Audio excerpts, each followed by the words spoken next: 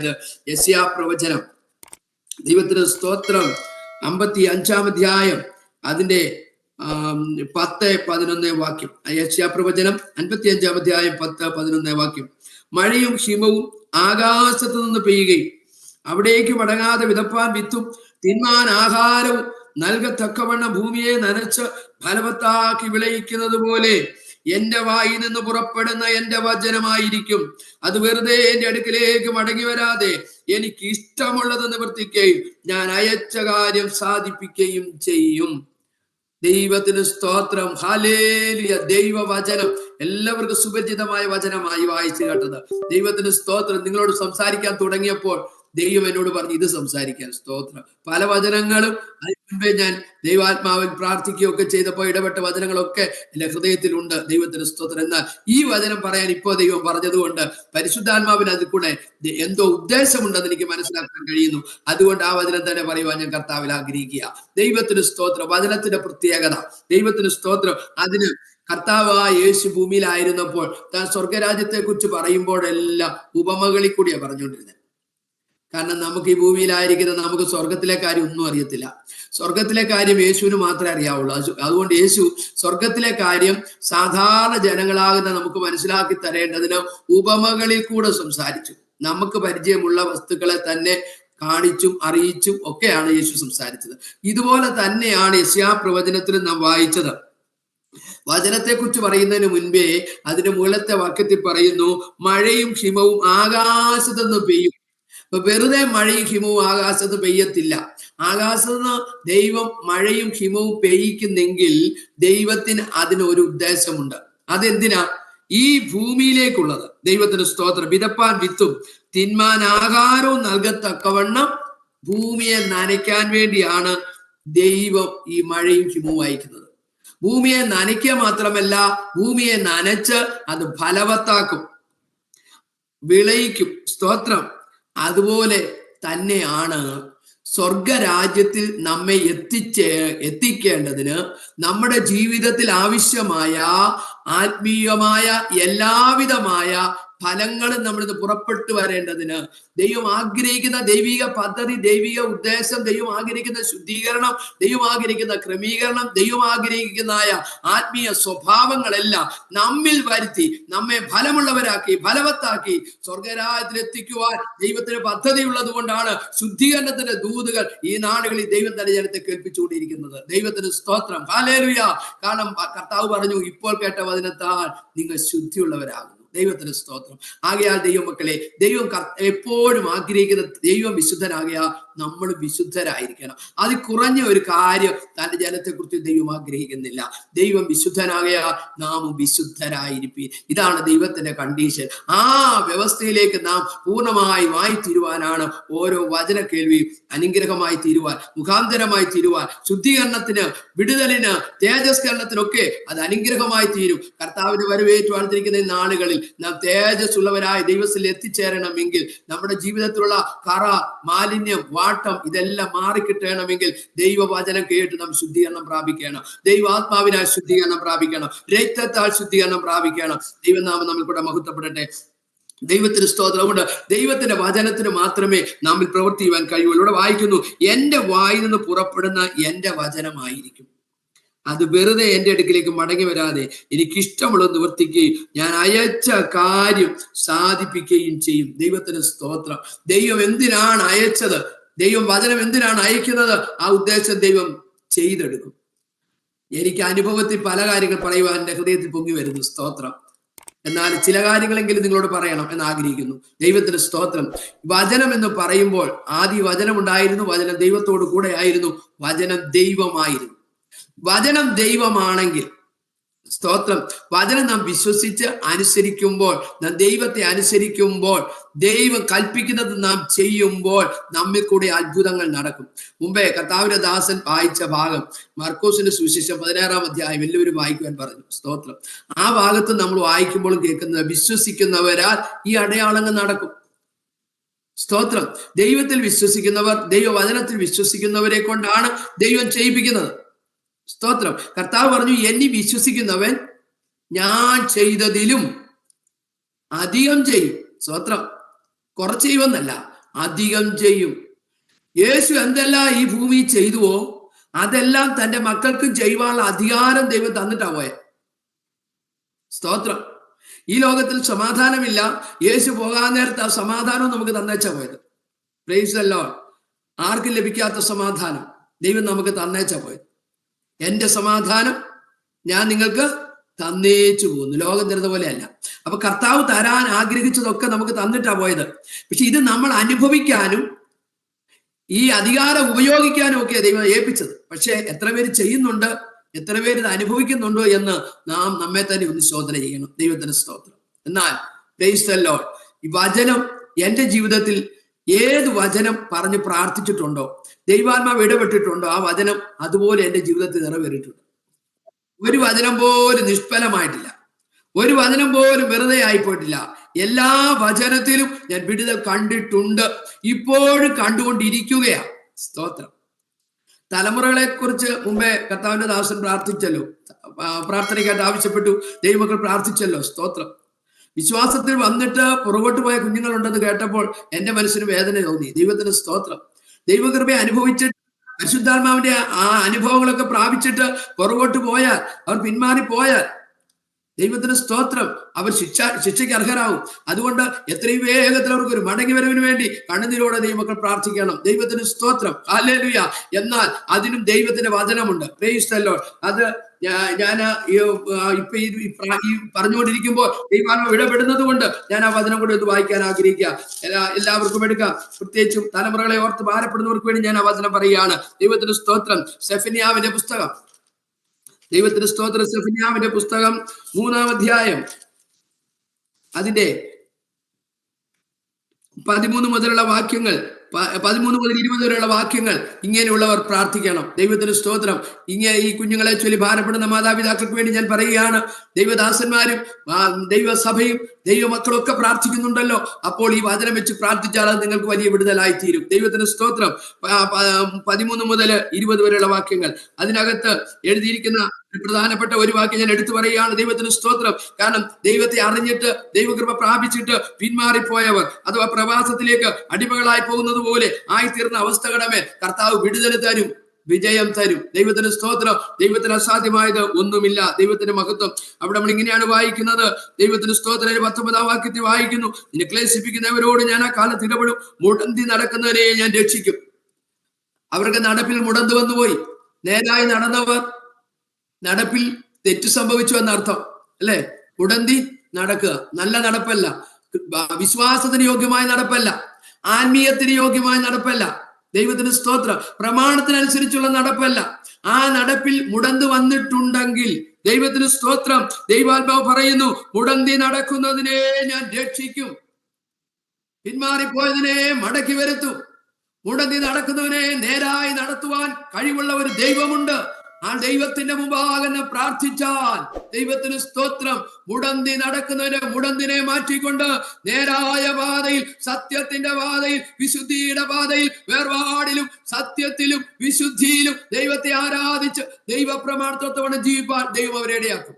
ഈ ലോകത്തിന് അനുരൂപരാകാതെ നന്മയും പ്രസാദവും കൊണ്ടുള്ള ദൈവഗീതം തിരിച്ചറിഞ്ഞ് മനസ്സ് പുതുക്കി രൂപാന്തരപ്പെട്ട് അവർ ദൈവഭയമുള്ളവരായി നല്ല നടപ്പിലേക്ക് മടങ്ങി വരുവാനിടയാകും. തന്നെയുമല്ല, ഉടനെ നടക്കുന്നതിനെ ഞാൻ രക്ഷിക്കുകയും ചീതറിപ്പോയതിനെ ശേഖരിക്കുകയും എന്ന് പറഞ്ഞാൽ ദൈവീയ കൂട്ടായ്മയിൽ നിന്ന് അകലപ്പെട്ടവരായി, ദൈവവുമായിട്ട് ബന്ധമില്ലാതെ കൂട്ടായ്മ ബന്ധത്തിൽ നിന്ന് അകന്ന്, സ്തോത്രം, ദൈവവുമായിട്ട് അകന്നു മാറിയ വ്യക്തികൾ, പിറുപിറുത്ത് മുഷിഞ്ഞ് കോപിഷ്ഠരായി ദൈവപ്രമാണം വിട്ട് പ്രാർത്ഥനയ്ക്ക് മറുപടി കിട്ടാതെയൊക്കെ വരുമ്പോൾ, അല്ലെങ്കിൽ അവർ ഉദ്ദേശിച്ച കാര്യം സാധിക്കാതെയൊക്കെ വരുമ്പോൾ, അല്ലെങ്കിൽ കൂട്ടുകെട്ടിലൊക്കെ അകപ്പെട്ട് കഴിയുമ്പോൾ ഈ ലോകത്തിലേക്ക് ഇറങ്ങിപ്പോകുന്ന പലരുമുണ്ട്. ആ കുഞ്ഞുങ്ങളൊക്കെ മടങ്ങി വരുവാൻ ഈ വചന കേൾവി നിങ്ങൾക്ക് മുഖാന്തരമായി തീരട്ടെ. ഇവിടെ വായിക്കുന്നു, ചിതറിപ്പോയതിനെ ശേഖരിക്കും. സ്തോത്രം. സർവഭൂമിയിൽ ലജ്ജ നേരിട്ടവരെ.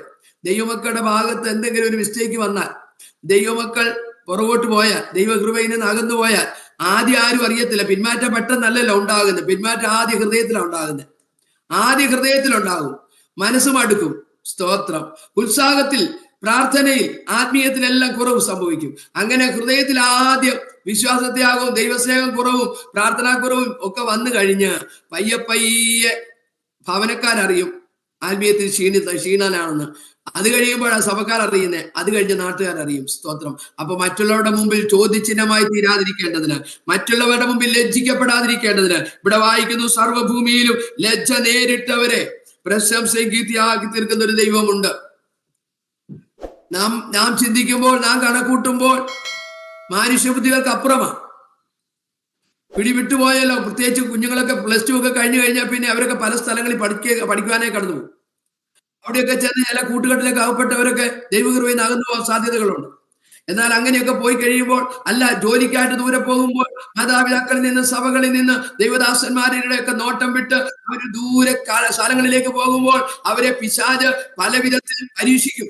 ആ പരീക്ഷയിൽ അവർ അകപ്പെട്ടവർ തോറ്റുപോയാൽ, അവർ പിന്മാറിപ്പോയാൽ, അവരെ ഓർത്ത് ദൈവമക്കൾ അറിയുന്നവർ എന്ത് ചെയ്യണം? കരഞ്ഞു പ്രാർത്ഥിക്കണം. ഈ വചനം വെച്ച് പ്രാർത്ഥിക്കണം. വചനമയച്ച് വിടിവിക്കുന്ന ദൈവം, വചനമയച്ച് കുഴികളിൽ നിന്ന് വിടിവിക്കുന്ന ദൈവം, വചനമയച്ച് സൗഖ്യമാക്കുന്ന ദൈവം അവർക്ക് ആത്മീയ സൗഖ്യം കൊടുത്ത് മടക്കി വരുത്തും. ആത്മീയ പിന്മാറ്റത്തിന് വേണ്ടി വളരെ ദൈവമക്കൾ ആ പിന്മാറ്റത്തിലായിരിക്കുന്നവരെ ഓർത്ത് പ്രാർത്ഥിക്കണം, വളരെ പ്രാർത്ഥിക്കണം. കാരണം കർത്താവിന്റെ വരവ് അടുത്തു. ഇത്രയും നാളെ നിന്നു എന്ന് പറഞ്ഞിട്ട് കാര്യമില്ല. കർത്താവ് വരുമ്പോൾ പോകുക എന്നുള്ളതാണ് നമ്മുടെ വിഷയം.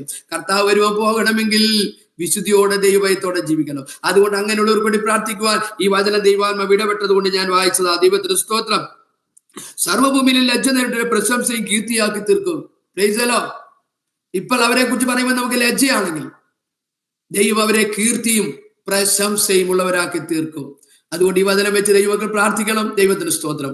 എന്നാൽ രോഗസൗഖ്യത്തോടുള്ള ബന്ധത്തില് ഞാനൊരു അനുഭവം പറയുവാൻ ആഗ്രഹിക്കുക. ദൈവത്തിന് സ്തോത്രം. ഹല്ലേലൂയ. വചനം മാത്രമാണ് നമ്മളെ വിടിവിക്കുന്നത്. അതുകൊണ്ട് ആ വചനം എങ്ങനെ നമ്മളെ വിടിവിക്കും എന്നുള്ളതിന്റെ സാക്ഷ്യമാണ് ഞാൻ പറയുവാൻ ആഗ്രഹിക്കുന്നത്. ദൈവത്തിന് സ്തോത്രം. ദൈവം കർത്താവിന്റെ കൃപയാൽ ഞങ്ങളെ കുടുംബമായി കർത്താവ് പരിപാലിച്ചു, സൂക്ഷിച്ചു, സൗഖ്യത്തോടെ ദൈവം നടത്തുന്നു. എന്നാൽ ദൈവം ഞങ്ങളെ കുടുംബമായി കർത്താവിന്റെ വേലയിലായിരിക്കാൻ ദൈവം ഞങ്ങൾക്ക് ഭാഗ്യം തന്നു. കർത്താവിന്റെ ദാസനും അടിയനും കർത്താവിന്റെ വേലയിലായിരുന്നു. ദൈവം ഞങ്ങൾക്ക് ദാനമായിട്ട് 4 പെൺമക്കളെ തരുവാനിടയായി. അതിമൂത്ത മോളാണ് അച്ചാമോള്. ദൈവത്തിന് സ്തോത്രം. രണ്ടാമതൊരു കുഞ്ഞുണ്ടായി, അത് മരിച്ചുപോയി. അതിനെക്കുറിച്ച് ഞാൻ കഴിഞ്ഞ പ്രാവശ്യം നിങ്ങളോട് ടെസ്റ്റ് ഇവിടെ പറയുവാനിടയായല്ലോ. സ്തോത്രം. എന്നാൽ അതിനുശേഷമായിട്ട് വേറെ 3 കുഞ്ഞുങ്ങളെ കൂടെ ദൈവം തന്നു. അത് രണ്ടാമത്തെ മോള്, അത് ഫേബ എന്നാണ് അവളുടെ പേര്. അവള് കുടുംബസ്ഥയാണ്. 4 മക്കൾ പപ്പായുടെ കൂടെ ഭവനത്തിലുണ്ട്. ദൈവത്തിന് സ്തോത്രം. ഞാനിപ്പോൾ അച്ചാമ്മയുടെ അടുക്കലായിരിക്കുന്നു. എന്ന് പറയുവാൻ കാരണം, രണ്ടാമത്തെ മോളെ 2 മാസം പ്രഗ്നന്റ് ആയ സമയത്ത് എനിക്ക് അപ്പൻഡിസൈറ്റിസ് ഉണ്ടായി. മരണത്തോട് ഞാൻ മല്ലടിച്ചു. സ്തോത്രം. 3 പകലും 2 രാത്രിയും, രാവേദ പകലേതാന്നറിയാതെ ഞാൻ തലകുത്തി മറിയ വേദന കൊണ്ട്. എനിക്ക് ഇരിക്കാൻ മേല, കിടക്കാൻ മേല, നിൽക്കാൻ മേല, നടക്കാൻ മേല. ഞാൻ തലകുത്തി മറിയുക. സ്തോത്രം. പോലെയാ ഞാൻ. സ്തോത്രം. നേരെ നിൽക്കുവാൻ കഴിയത്തില്ല, വളഞ്ഞ് നിൽക്കുക. അങ്ങനെ തലകുത്തി മറിയുമ്പോൾ അതിഭയങ്കര വേദനയും ഞാൻ കിടന്ന് കഷ്ടപ്പെടുമ്പോൾ, പാസ്റ്ററുണ്ട്, ഞങ്ങളുടെ അമ്മച്ചിയുണ്ട്. സ്തോത്രം. അമ്മച്ചിയും പപ്പായും 2 പേരും കട്ടിലിന്റെ തലക്കീലും കാക്കിലും എടുക്കും. ഞാൻ 2 പേരുടെയും മടി തലവെക്കും. ഒരാടെ മടി തലവെക്കും, പ്രാർത്ഥിക്കും, വേദന മാറുന്നില്ല, അടുത്തയാടെ മടി തലവെക്കും. അങ്ങനെ 2 പേരും മാറി മാറി എനിക്ക് വേണ്ടി പ്രാർത്ഥിച്ചിട്ടും യാതൊരു ശാന്തതയും ഇല്ലാതെ ഞാൻ കഷ്ടപ്പെട്ടു. ദൈവത്തിന് സ്തോത്രം. എന്നാൽ 3-ാമത്തെ പകലിൽ എൻ്റെ ഹസ്ബൻഡിന്റെ ജ്യേഷ്ഠൻ അവിടെ വരുവാനിടയായി. അദ്ദേഹം വന്നിട്ട് പറഞ്ഞു, ആ ഒരു ജ്യേഷ്ഠൻ മാത്രമേ ഉള്ളൂ പപ്പായ്ക്ക്, അമ്മച്ചിയും പപ്പായും. അപ്പം ഈ ജ്യേഷ്ഠൻ വന്നേച്ച് ഇങ്ങനെ പറഞ്ഞു, നിന്റെ വിശ്വാസവും പ്രാർത്ഥനയൊക്കെ നല്ലതാ. സ്തോത്രം. എന്നാൽ ഇതിന് ഓപ്പറേഷൻ അല്ലാതെ യാതൊരു മാർഗവുമില്ല. അതുകൊണ്ട് ഹോസ്പിറ്റലിൽ പോകണമെന്ന് അത്യാവശ്യപ്പെട്ടു. അപ്പൊ എനിക്ക് സംസാരിക്കാൻ പോലും മേല, അതുപോലെ കഠിന വേദനയും ഞാൻ ഇത്രയും മാത്രം ദൈവത്തോട് പറയുന്നുണ്ട്. സൗഖ്യമാകാനല്ല ഞാൻ പ്രാർത്ഥിക്കുന്നേ. സ്തോത്രം. എനിക്കൊരു വിശ്വാസമുണ്ട്, ദൈവം അറിയാതൊരു മുടി ഒഴിയത്തില്ല. ഇപ്പൊ കർത്താവെ ഈ വേദന സഹിക്കാനുള്ള കൃപ തരണം. കർത്താവ് കൃപ തന്നാലേ നമുക്ക് സഹിക്കാൻ പറ്റത്തുള്ളൂ. അതുകൊണ്ട് കർത്താവെ സഹിപ്പാൻ കൃപ തരണമേ എന്ന് മാത്രം ഞാൻ പ്രാർത്ഥിച്ചു. അങ്ങനെ സഹിക്കാൻ കൃപ തരണമേ എന്ന് പറഞ്ഞ് ഞാൻ ഇങ്ങനെ തലകുത്തി മറിയുമ്പോൾ, പ്രാർത്ഥിച്ചുകൊണ്ട് ഇരിക്കുമ്പോൾ, പപ്പായുടെ ജ്യേഷ്ഠൻ ഈ വാക്ക് പറയുന്നു, നീ ഹോസ്പിറ്റലിൽ പോകണം, ഓപ്പറേഷൻ അല്ലാതെ ഇതിന് മാർഗമില്ലെന്ന് പറഞ്ഞു. ഉടനെ ഞാൻ ഇത്രയും മാത്രം പറഞ്ഞു, ഞാൻ സേവിക്കുന്ന ദൈവത്തിന് എന്നെ വിടുവിപ്പാൻ കഴിയും. ഇനി വിടുവിച്ചില്ലെങ്കിലും ഇത്രയും പറയുകയും ദൈവത്തിന്റെ കരം എന്നെ തൊടുവാനിടയായി. അത്ഭുത വിടുതൽ ആ നിമിഷത്തിൽ എനിക്ക് ലഭിച്ചു. പെട്ടെന്ന് എനിക്കൊരു മയക്കമുണ്ടായി. കാരണം 3 പകലും 2 രാത്രി ഉറങ്ങാത്തത് കൊണ്ട് ചെറിയൊരു മയക്കമുണ്ടായി. ആ മയക്കത്തിൽ എൻ്റെ ദൈവത്തിന്റെ ശബ്ദം ഞാൻ നേരിട്ട് എൻ്റെ ചെവി കേൾക്കുവാനിടയായി. ആ ശബ്ദം ഇതായിരുന്നു: നീ തീയിൽ കൂടി നടന്നാൽ വെന്ത് പോകയില്ല, അഗ്നിജ്വാല നിന്നെ ദഹിപ്പിക്കത്തില്ല. ഈ തീ അനേകരെ ദഹിപ്പിച്ചിട്ടുണ്ട്, ഈ രോഗം വന്ന് അനേകര് മരിച്ചിട്ടുണ്ട്. എന്നാൽ ഈ രോഗത്തിന് എന്നെ കൊല്ലുവാൻ സാധ്യമല്ല എന്ന് ദൈവം എന്നോട് സംസാരിച്ചു. സ്തോത്രം. പെട്ടെന്ന് ഞാൻ ആ മയക്കത്തിൽ നിന്ന് ഉണർന്നിട്ട്, സ്തോത്രം, ഈ ദൈവശബ്ദം കേട്ടപ്പോൾ അതെന്റെ ഹസ്ബൻഡിനോട് പറയുവാൻ വേണ്ടി ഞാൻ ദാസനോട് പറഞ്ഞു, പപ്പ, ഈ രോഗത്താൽ ഞാൻ മരിക്കത്തില്ല, ഈ രോഗത്തിന് എന്നെ കൊല്ലുവാൻ സാധ്യമല്ല. എന്റെ ദൈവം എന്നോട് സംസാരിച്ചു. എന്റെ യേശു എന്നെ സൗഖ്യമാക്കി. ദൈവനാമം മഹത്വപ്പെടുവാനിടയായി. എന്നാൽ പിറ്റേ ദിവസം ഇതൊന്നും അറിയാതെ, എനിക്ക് സുഖയില്ലെന്ന് മാത്രം അറിഞ്ഞുകൊണ്ട് എൻ്റെ മാതൃസഭയിലെ അപ്പച്ചനും, കാരണം എന്നെ വീട്ടിൽ നിന്ന് ഇറക്കി വിട്ടപ്പോൾ ഞാൻ ഫെയ്ത്ത് ഹോമിലാണെന്ന് ഞാൻ സാക്ഷ്യം പറഞ്ഞിട്ടുണ്ടല്ലോ, ആ ഫെയ്ത്ത് ഹോമിലെ അപ്പച്ചനും അമ്മച്ചിയും വേറെ 2-3 സഹോദരിമാരും കൂടി എന്നെ കാണുവാനായി ഭവനത്തിൽ ഫെയ്ത്ത് ഹോമിലേക്ക്, ഞങ്ങളുടെ ഫെയ്ത്ത് ഹോമിലേക്ക് വരുവാനിടയായി. അവർ കടന്നു വന്നു. ഞാൻ ഗർഭിണിയാണെന്ന് അവർക്കറിയാം, പിന്നെ എന്തോ വയ്യാഴിയാണെന്നും അറിയാം, എന്തോ സംഭവം, ഏത് രോഗമാണെന്നൊന്നും അവർക്കറിയത്തില്ല. അവർക്ക് മെഡിക്കൽ സയൻസും അറിയത്തില്ല, അവര് മരുന്ന് ചെയ്യാത്തവരുവാ, അവർക്ക് ഇതിനെ കുറിച്ചൊന്നും അറിയത്തില്ല. എന്നാൽ എനിക്ക് എന്തോ പനിയോ എന്തോ വയ്യാഴിയാന്ന് മാത്രമേ അവർക്കറിയാവൂ. എന്നാൽ പനിയൊന്നും അല്ലായിരുന്നു, അപ്പൻഡിസൈറ്റിസ് ആയിരുന്നു. എന്നാൽ ഇവര് വന്ന് പ്രാർത്ഥിച്ചു. പ്രാർത്ഥിച്ചപ്പോൾ ആ അപ്പച്ചൻ കണ്ട ഒരു കാഴ്ചയാണ് ഞാൻ പറയുന്നത്. കാരണം നമ്മുടെ ദൈവത്തിന്റെ ശക്തി, സ്തോത്രം. എനിക്ക് ഇത്രേ അറിയാവുള്ളൂ, കർത്താവ് എന്നെ സൗഖ്യമാക്കിയത് മാത്രമേ അറിയാവുള്ളൂ. എന്നാൽ എങ്ങനെ സൗഖ്യമായി എന്നുള്ളത് പിറ്റേ ദിവസം വന്ന അപ്പച്ചന് ദൈവം വെളിപ്പെടുത്തി കൊടുക്കുക.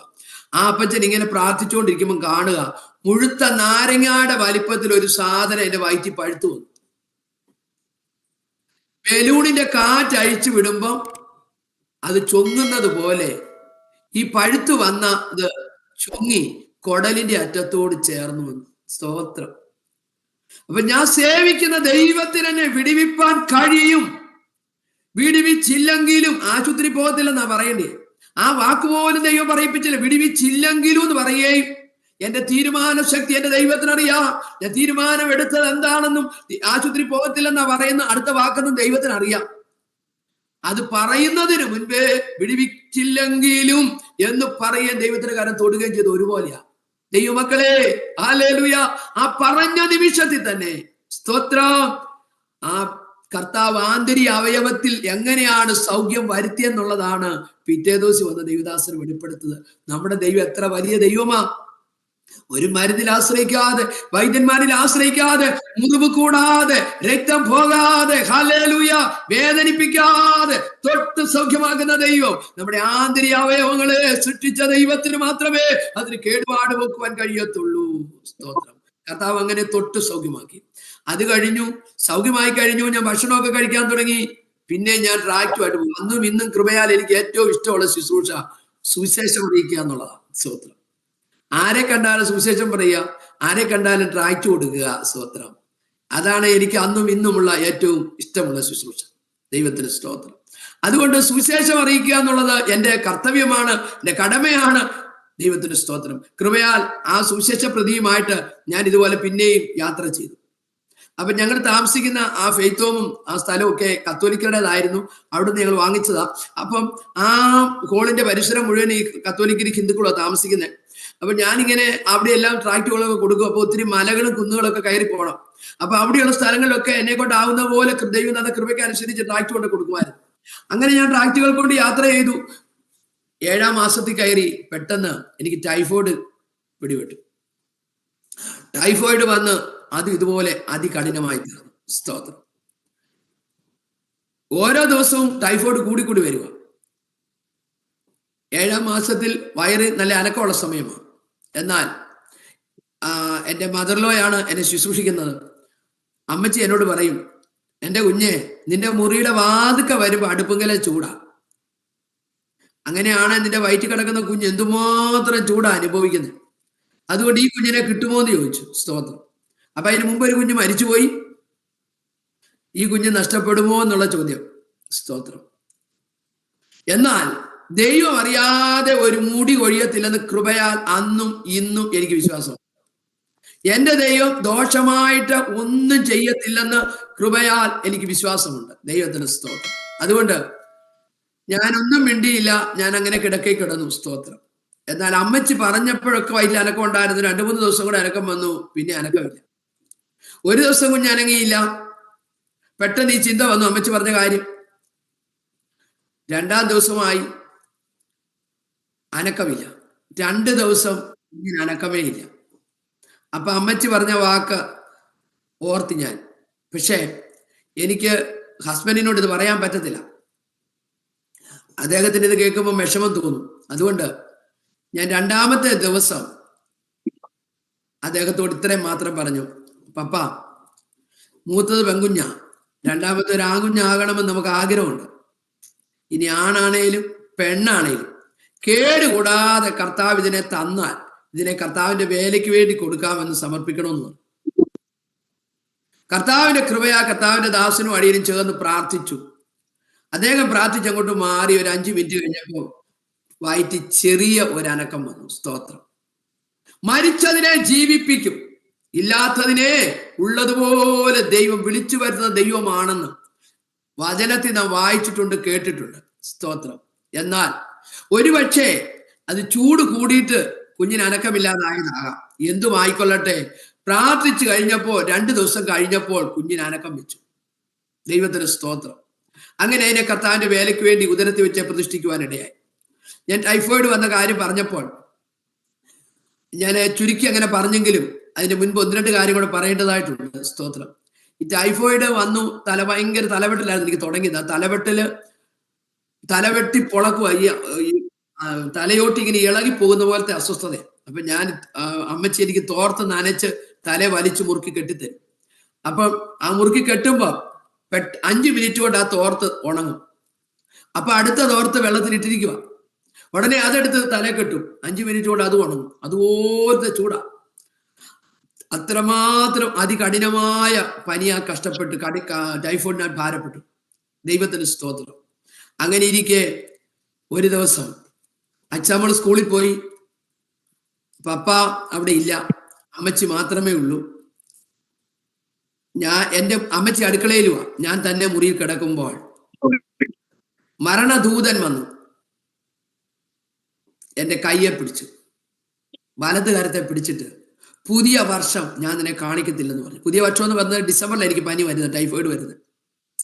പുതിയ വർഷം ഞാൻ നിന്നെ കാണിക്കത്തില്ലെന്ന് പറയേ എന്റെ കണ്ണ് മറിഞ്ഞുപോയി, നാവ് ഇറങ്ങിപ്പോയി, സംസാരിക്കാനും മേല, ശരീരമെല്ലാം തളർന്ന പോലെ.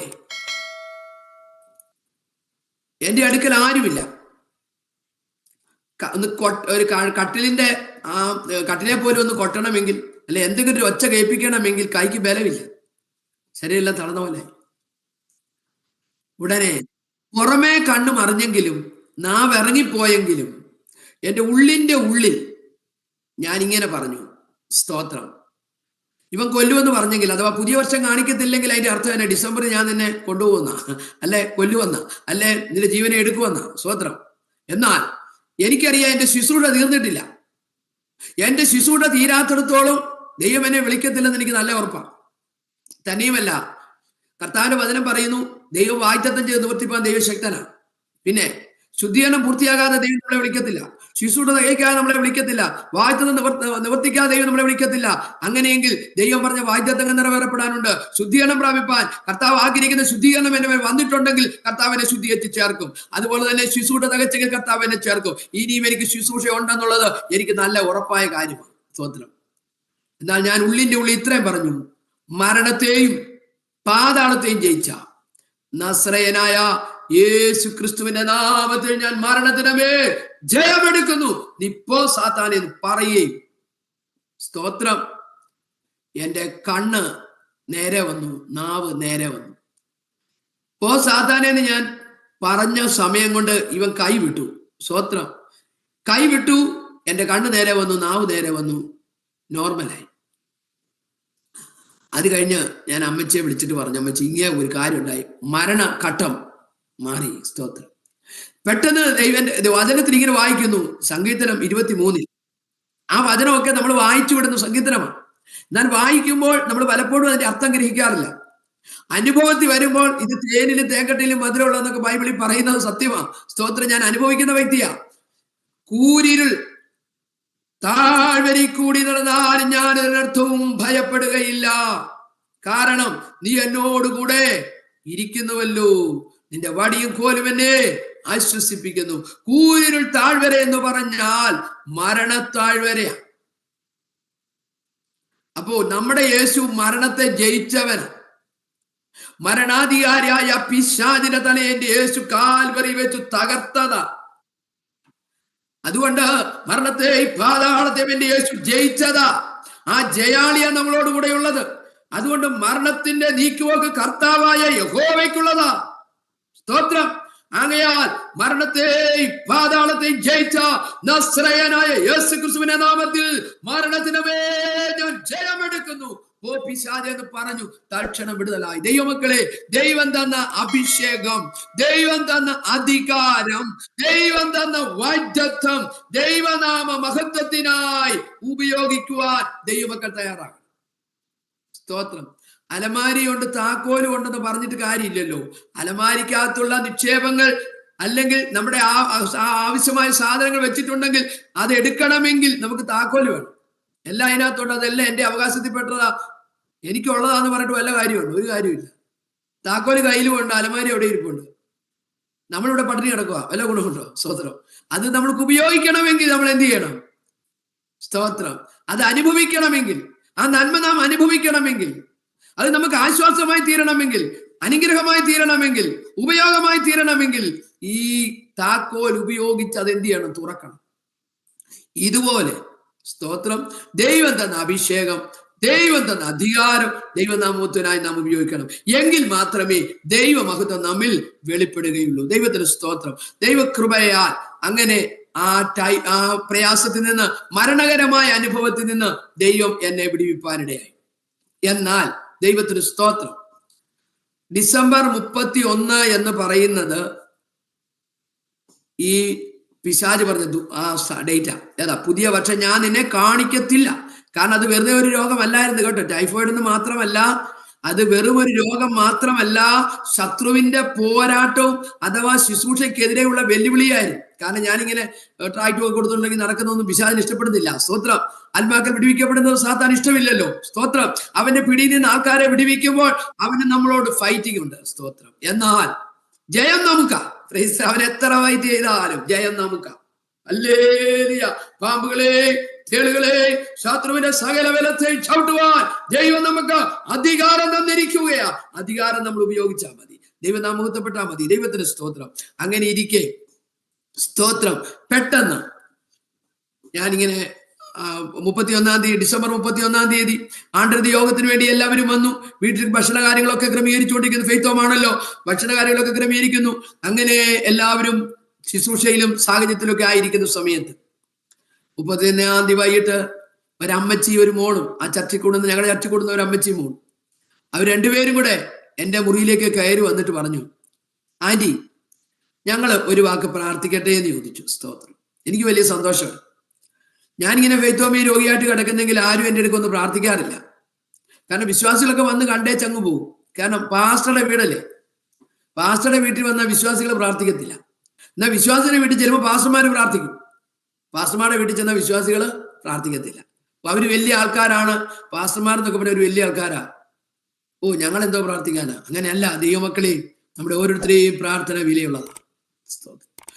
രോഗികളായിട്ട് കിടക്കുമ്പോൾ, ബലഹീനരായിട്ട് ഇരിക്കുമ്പോഴാണ് പ്രാർത്ഥനയുടെയൊക്കെ ആവശ്യകത മനസ്സിലാകുന്നത്. ദൈവം എന്നെ രോഗിയാക്കിയതിന്റെ ഒരു കാരണം അതുകൂടിയാണ്. കാരണം രോഗാവസ്ഥയെ കടന്നാലേ നമുക്ക് ആ മാനസിക അവസ്ഥ, അവരുടെ ശാരീരിക അവസ്ഥ, അവരുടെ മനസ്സിന്റെ വേദനയൊക്കെ മനസ്സിലാക്കാൻ പറ്റത്തുള്ളൂ. വിശപ്പ് അനുഭവിച്ചാലല്ല വിശപ്പിനെ കുറിച്ച് പറഞ്ഞാലും മനസ്സിലാകത്തുള്ളൂ. വിശപ്പുള്ളവരെ ആശ്വസിപ്പിക്കാനും അവർക്ക് വേണ്ടത് ചെയ്തു കൊടുക്കാനും പറ്റത്തുള്ളൂ. ഇതുപോലെ രോഗിയായിട്ട് നാം കിടക്കുമ്പോൾ മാത്രമേ, അത് ഒരു വീട്ടമ്മ, സഹോദരന്മാര് രോഗിയായിട്ട് കിടക്കുന്ന പോലെയല്ല, ഒരു വീട്ടമ്മ രോഗിയായിട്ട് കിടക്കുക എന്ന് പറഞ്ഞാൽ ആ വീടിന്റെ വിളക്കാ. ആ വിളക്ക് കെട്ടുപോയ പോലത്തെ, അല്ലെങ്കിൽ മങ്ങി മങ്ങി ഇരുന്നാൽ പ്രകാശം കിട്ടുമോ? ഇതുപോലെ വീട്ടിലെ കാര്യങ്ങളൊന്നും വേണ്ടവണ്ണം മുമ്പോട്ട് പോകാത്ത അവസ്ഥ വരും. സ്തോത്രം. അങ്ങനെ ആത്മീയമായിട്ടും എല്ലാ വിധത്തിലും അത് വളരെ ബാധിക്കപ്പെടുന്ന വിഷയമാണ്. അങ്ങനെ ഞാൻ രോഗിയായിട്ട് കിടക്കുന്ന സമയത്ത് ദൈവത്തിന് സ്തോത്രം, ഈ അമ്മച്ചിയും മോളും മാത്രം വന്നിച്ച് പറഞ്ഞു, ആന്റി ഞങ്ങളൊരു വാക്ക് പ്രാർത്ഥിച്ചോട്ടെ. എന്റെ ഹൃദയത്തിൽ സന്തോഷം വന്നു. ഇപ്പൊ ഞാൻ ഉടനെ പറഞ്ഞു പ്രാർത്ഥിച്ചോളാൻ പറഞ്ഞു. ഉടനെ അവര് ഇങ്ങനെ ഒരു പാട്ട് പാടി. കാരണം ഞാൻ എൻ്റെ ഉള്ളിൽ എനിക്ക് പാടാനൊന്നും വയ്യ, എന്നാൽ ആ പാട്ടിന്റെ വരികൾ എൻ്റെ ഉള്ളിൽ എപ്പോഴും വരുന്ന ഒരു വരികളായിരുന്നു. അത് എന്നാന്ന് ചോദിച്ചാൽ ആ പാട്ട് ഇതാ. ഞാൻ ആ ഉള്ളിൽ പാടിക്കൊണ്ടിരുന്ന പാട്ട്, പുറമെ പാടാൻ പറ്റാത്ത അവസ്ഥയിൽ ഉള്ളിൽ ഇങ്ങനെ പാടിക്കൊണ്ടിരുന്ന ഒരു പാട്ട്. ആ പാട്ട് തന്നെ ഈ അമ്മച്ചി മോളും പാടി. എന്നാ ആ പാട്ട് ഇതാണ്. നിങ്ങൾക്ക് എല്ലാവർക്കും അറിയാവുന്ന പാട്ടാ. നിന്റെ പാദപീഠമെന്റെ വൈദ്യശാലയാ, അതിൽ ഉണ്ടനേകം ഔഷധങ്ങൾ രോഗശാന്തിക്കായി. സ്തോത്രം. ആ പാട്ടിന്റെ വരികൾ അവർ പാടി, ഞാനും ചേർന്ന് പാടി. ആത്മാവിന്റെ ഐക്യത സമാധാന ബന്ധത്തിൽ കാക്കുവീനെ ദൈവവചനം പറയുന്നത് പോലെ അവരും ഞാനും ഈ പാട്ട് പാടുമ്പോൾ ആത്മാവിന്റെ ഐക്യത അവിടെ വെളിപ്പെട്ടു. ഞാൻ ആഗ്രഹിച്ച പാട്ട് തന്നെ ഒരു പാടിയപ്പോ അതിന്റെ അർത്ഥം എന്നാ? ഞങ്ങളുടെ ഹൃദയം ഒന്നാണ്. സ്തോത്രം. ആത്മാവിന്റെ ഒരു ഐക്യതയുണ്ട്. ഈ ഭൂമിയിൽ രണ്ടുപേർ ഐകമത്യപ്പെട്ട് എന്ത് ചോദിച്ചാൽ പിതാപുത്രനെ മഹത്വപ്പെടുന്നതിന് ദൈവം നമുക്ക് വേണ്ടി ചെയ്തു തരും. അപ്പൊ ഐക്യതയോടെ ആ പാട്ട് പാടി അവർ മലയാളത്തിൽ പ്രാർത്ഥിച്ചു. ദൈവാത്മാവ് എന്റെ ഹൃദയത്തിൽ ആത്മാവിൽ പ്രാർത്ഥിക്കുവാൻ നിയോഗം തന്നു. ഞാൻ ആത്മനിയോഗത്തോടെ ആത്മാവിൽ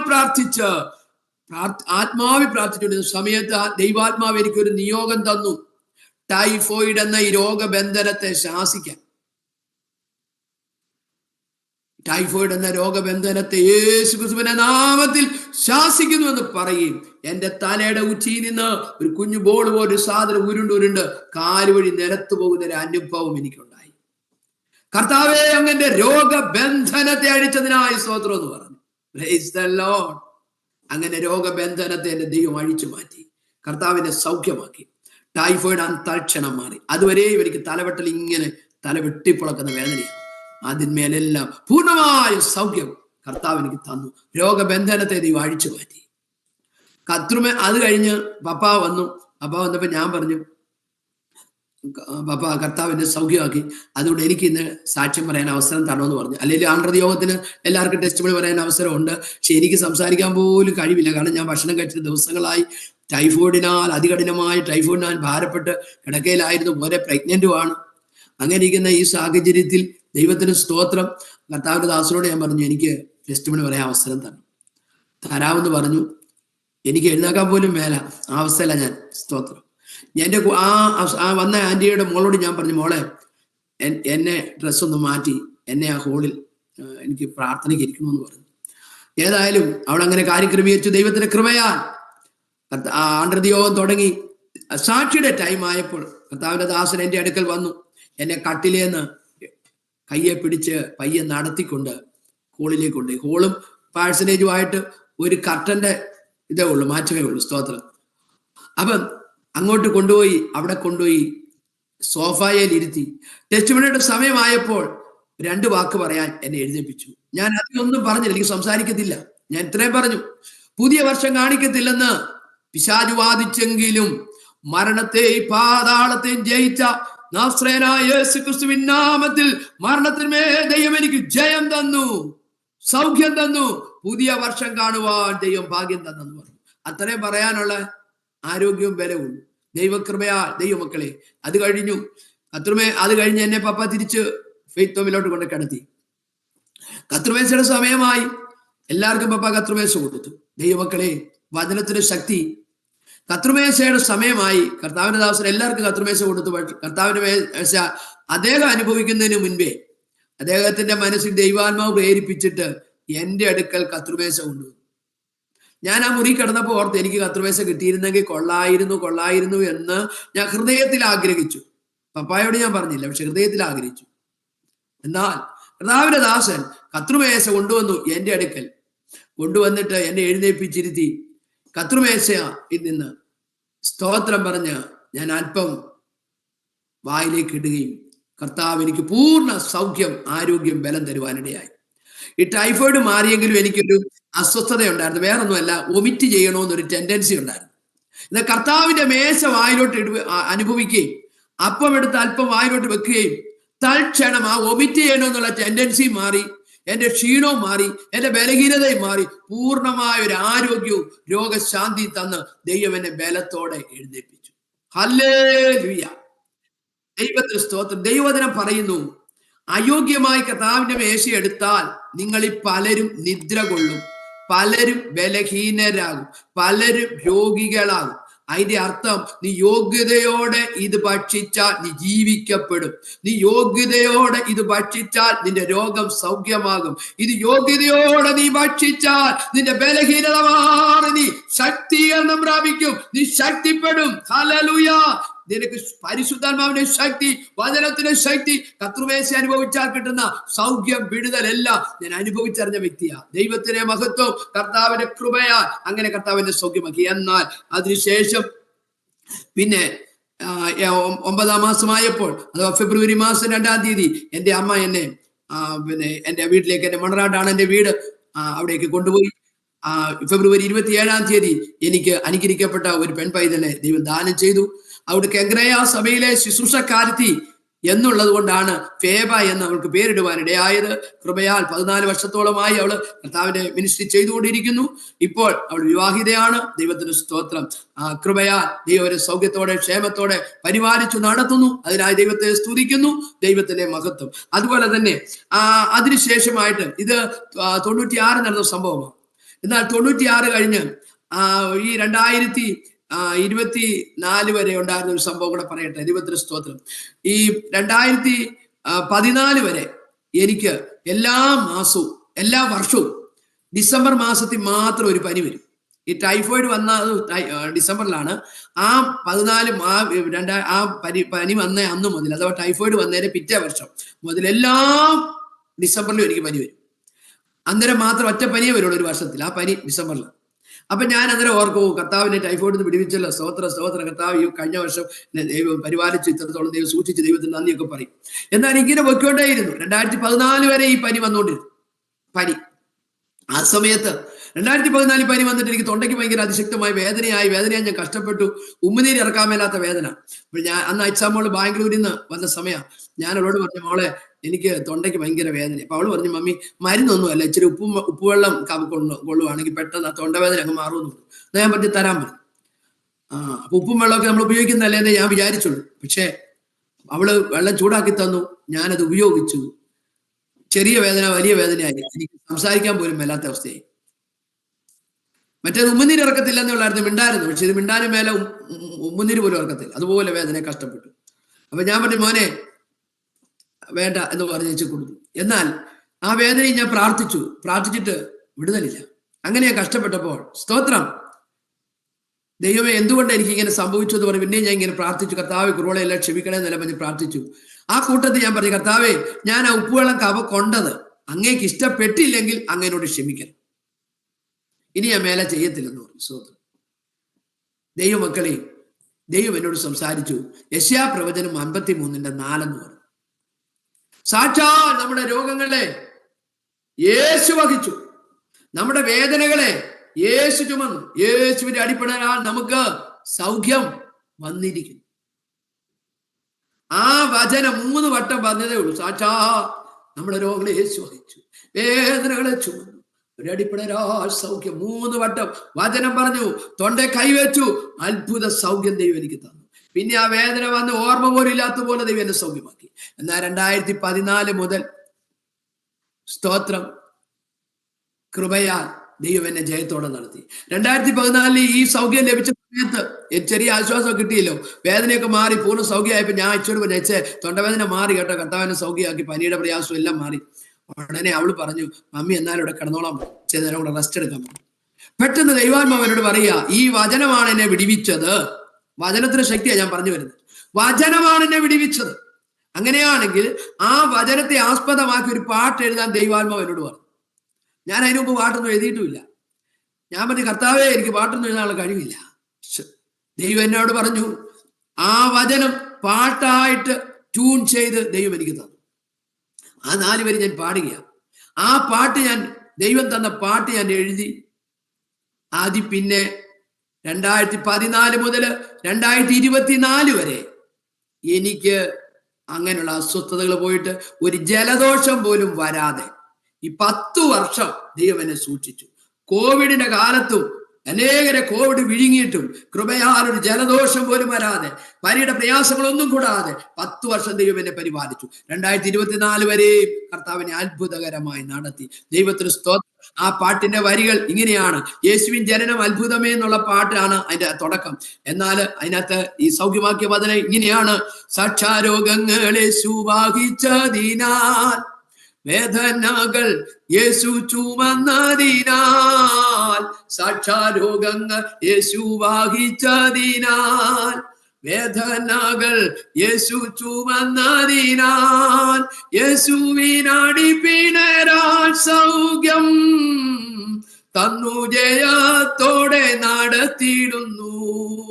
യേശുവിനടിപ്പിണരാ സൗഖ്യം തന്നു ജയത്തോടെ നടത്തിയിടുന്നു.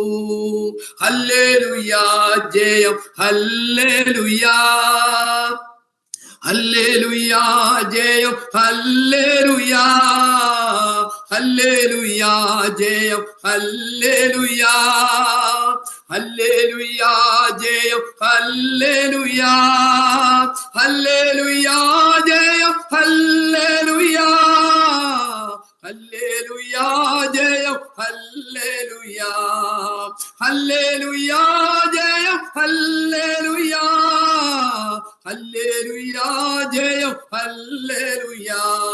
യേശുവിൻ ജനനം അത്ഭുതമേ, യേശുവിൻ ജീവിതം അത്ഭുതമേ, യേശുവിൻ ജനനം അത്ഭുതമേ, യേശുവിൻ ജീവിതം അത്ഭുതമേ, യേശുവിൻ മരണം അത്ഭുതമേ, യേശുവിൻ ഉയർപ്പ് അത്ഭുതമേ, യേശുവിൻ മരണം അത്ഭുതമേ, യേശുവിൻ ഉയർപ്പ് അത്ഭുതമേ. Praise the lord, hallelujah. ഈ 4 വരി എഴുതി അങ്ങനെ പാട്ടിന്റെ വരികൾ ദൈവം ഇങ്ങനെ തന്നുകൊണ്ടേയിരുന്നു. ഞാൻ കിടക്കുക. ഞാൻ എൻ്റെ ഇളയ മോള് അന്ന് അവൾ 4ാം ക്ലാസ്സിലോ 6ലോ പഠിച്ചുകൊണ്ടിരിക്കുക. ഇപ്പൊ അവൾ MSc പഠിക്കുക കുഞ്ഞ്. അവളോട് ഞാൻ പറഞ്ഞു, മോനെ യേശുപ്പച്ചൻ മമ്മിക്ക് ഒരു പാട്ട് തരുന്നു. സ്തോത്രം. മമ്മി പാടാം, മോൻ എഴുതിക്കോളാൻ പറഞ്ഞു. അങ്ങനെ അവൾ പാട്ട് എഴുതി. അനേക വരികൾ അതിനകത്ത് ദൈവം തന്നു. മുഴുവനും വചനമാണ്. സ്തോത്രം. യേശുവിന്റെ ജനനം തുടങ്ങി കർത്താവിന്റെ വരവിനെ കുറിച്ച് പറഞ്ഞാണ് ആ പാട്ട് തീരുന്നത്. അതൊരു വലിയ പാട്ടാണ്. ദൈവം അനുവദിക്കുന്നെങ്കിൽ സ്തോത്രം ആ പാട്ട് നിങ്ങൾക്ക് അയച്ചു തരും. ദൈവത്തിന് സ്തോത്രം. ആ പാട്ടിന്റെ വരികൾ, ഈ പാട്ടിന്റെ ഈ 4 വരികൾ, അഥവാ ഈ സാക്ഷാരോഗങ്ങൾ എന്നുള്ള ആ 4 വരികൾ പാടി ഏത് രോഗത്തിനു വേണ്ടി പ്രാർത്ഥിച്ചാലും ഈ വരികൾ പാടുമ്പോൾ ആ രോഗികളെ കർത്താവ് സൗഖ്യമാക്കിയിട്ടുണ്ട്. സ്തോത്രം. രോഗസൗഖ്യത്തോടുള്ള ബന്ധത്തിൽ ദൈവം തന്ന പാട്ട്. കൃപയാൽ ആ പാട്ട് പാടി ദൈവം സൗഖ്യമാക്കിയത് കൊണ്ട് ആ പാട്ട് പിന്നെ അത് കോപ്പി അടിച്ചു. ആ കോപ്പികളായിട്ട് അടിച്ചിട്ട് ഞാൻ പൂനായിൽ ഒരു പോകേണ്ടതായ ഒരു സാഹചര്യം വന്നപ്പോൾ പോയ വഴിക്ക് ഒരു ചർച്ചിൽ പോകാൻ പൂനെ ചെന്നപ്പം ദൈവം ഇടയാക്കി. അവിടെ ഓപ്പറേഷന് വിധേയായ ഒരു പെൺകുട്ടി, സ്തോത്രം, ആ വിഷയത്തിൽ ആ സഭ വളരെ ഭാരപ്പെട്ടിരിക്കുന്ന ഒരു സന്ദർഭം. നേഴ്സിംഗ് പഠിക്കാൻ വന്ന കുഞ്ഞാ. ആ വിഷമത്തിൽ ആ കുഞ്ഞിന്റെ ഓപ്പറേഷനുള്ള ബന്ധത്തിൽ വളരെ വേദനയോടെ ആയിരിക്കുമ്പോൾ ആ കുഞ്ഞിനെ കൊണ്ട് ഞായറാഴ്ച ആരാധനയ്ക്ക് വന്നപ്പോഴാണ് ഞാൻ ബൈ ചാൻസിൽ ആ ചർച്ചിൽ ചെല്ലുന്നത്. സ്തോത്രം. അവിടെ വെച്ച് എനിക്ക് 2 മിനിറ്റ് ആ ദിവദാസം തന്നു. ഞാൻ ഇത്രയും പറഞ്ഞു, കർത്താവ് എനിക്ക് എന്ന രോഗസുഖ്യത്തുള്ള ബന്ധത്തിൽ ഈ പാട്ട് എഴുതിയെന്ന് പറഞ്ഞ് ഞാൻ എൻ്റെ അനുഭവം ചെറുതായിട്ടൊന്ന് 2 മിനിറ്റ് കൊണ്ട് പറഞ്ഞു. അന്ന് അവർക്ക് PIP ഉള്ള ദിവസമായിരുന്നു. പക്ഷെ ആ ദിവദാസൻ ആ ടെസ്റ്റ് മണി കേട്ടപ്പോൾ PIP മാറ്റിവെച്ചു. സ്തോത്രം. ആ ദിവദാസൻ പറഞ്ഞു, PIP നമുക്ക് പിന്നെ നടത്താം. ആ വന്ന കർത്താവിന്റെ ദാസി ഏത് രോഗത്താലാണെന്നും ആ കഷ്ടതയിൽ കൂടെ കടന്നുപോയതും ദൈവം സൗഖ്യമാക്കിയതും എങ്ങനെയാണെന്നും ഈ പാട്ട് എഴുതാനുള്ള സന്ദർഭങ്ങളും അനുഭവങ്ങളും വിശദമായിട്ട് നമുക്ക് കേൾക്കാം. അതിനുവേണ്ടി സമയം കൊടുക്കുക എന്ന് പറഞ്ഞ് എന്നെ സ്റ്റേജിലോട്ട് വിളിച്ചു. എന്നെ കൊണ്ട് ആ ടെസ്റ്റ് മണി പറയിപ്പിച്ചു. സ്തോത്രം. ഈ പാട്ടിന്റെ വരികൾ പാടി. അപ്പോൾ എൻ്റെ കുറെ കോപ്പികൾ ഉണ്ടായിരുന്നു പാട്ടിന്റെ. അത് ഞാൻ ആ താഴെ ഇരുന്ന സഹോദരന്മാരുടെ സഹോദരിമാരുടെ ഓരോ റോയിലും ഓരോ കോപ്പികൾ വെച്ച് കൊടുത്തു. സ്തോത്രം. എല്ലാവരും അതിൽ നോക്കി എല്ലാവരും പാടുവാനിടയായി.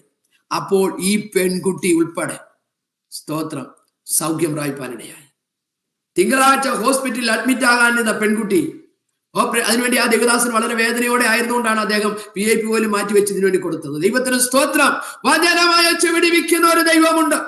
വചനം വെച്ച് സൗഖ്യമാക്കുന്ന ദൈവമുണ്ട്. ആ പെൺകുട്ടി ആ പാട്ട് തീർന്നപ്പോൾ, സ്തോത്രം, ആ സമയത്ത് തന്നെ ആ കുട്ടി എഴുന്നേറ്റ് ദൈവത്തെ മഹത്വപ്പെടുത്തി. കർത്താവിനെ സൗഖ്യമാക്കി. ആരാ സൗഖ്യമാക്കിയേ? വചനമായിട്ട് വിടിവിച്ചു. സാക്ഷാൽ നമ്മുടെ രോഗങ്ങളെ യേശു വഹിച്ചു എന്ന് പറഞ്ഞാൽ മാനവജാതി അനുഭവിക്കുന്ന സകല രോഗങ്ങളെ യേശു വഹിച്ചു.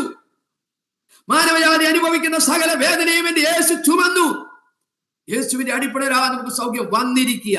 സൗഖ്യം വരും എന്നല്ല, സൗഖ്യം വന്നിരിക്കുകയാ. സൗഖ്യം ഡിപ്പോസിറ്റാ. വിശ്വാസത്തോടെ പ്രാപിച്ചെടുത്താൽ മതി.